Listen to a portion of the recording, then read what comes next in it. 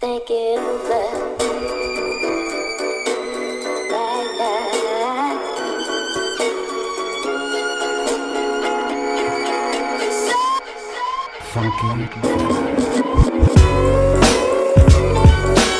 So today we're going to be getting our painting prep.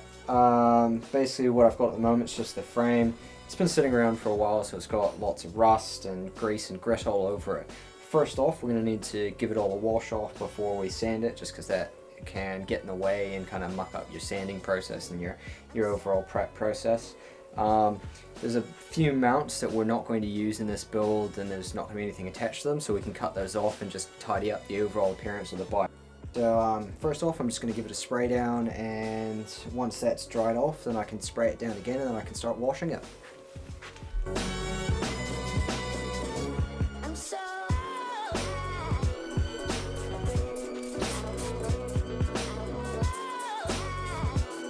Perfect rig, sorry Australia.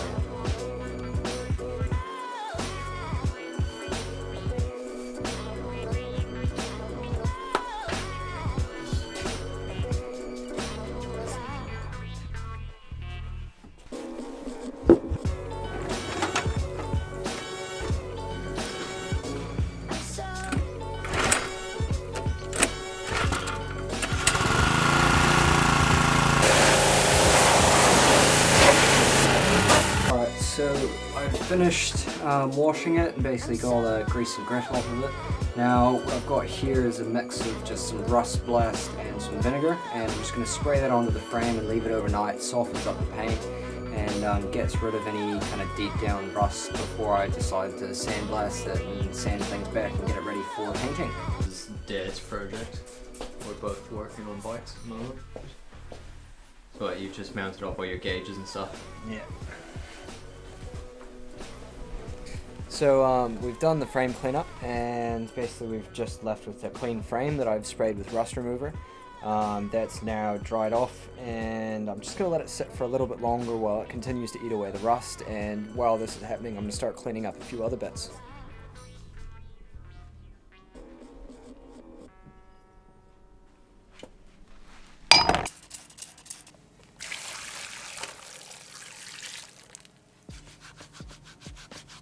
So the small parts are basically just soaking in dissolvent, clearing off all the paint and rust. Now I'm just going to start preparing the frame.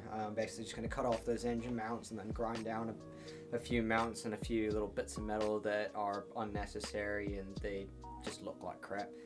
Fortunately don't have any safety glasses, so goggles will have to do, safety first.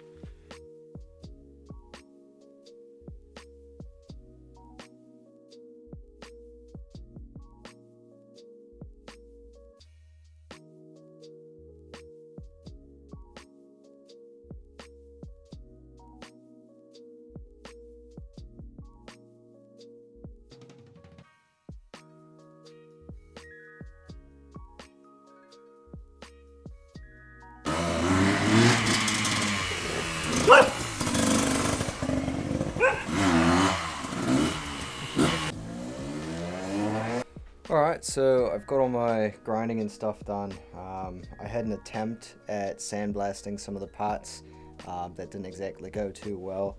So now that we've come out of level 4 lockdown here in New Zealand, and we're back at level 3, some of our local businesses are allowed to operate. So I've called in one of the sandblasters, and they've got everything up and going, and non-contact transactions. So I'm just going to get all my stuff together for sandblasting, and then we're going to take it all down there and we'll see how it comes out.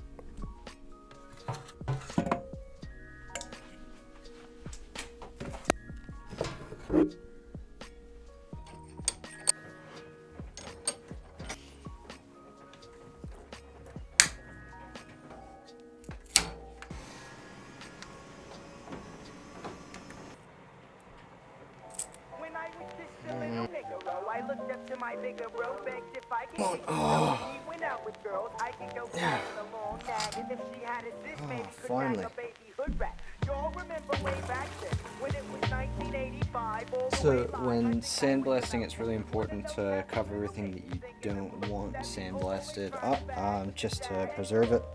saying, yo mama, black his mama, this his mama. Also, you don't want any rubbers that can get destroyed in the sandblasting process to get destroyed, so pull those out. Make sure you put them in a safe place so you can come back for them.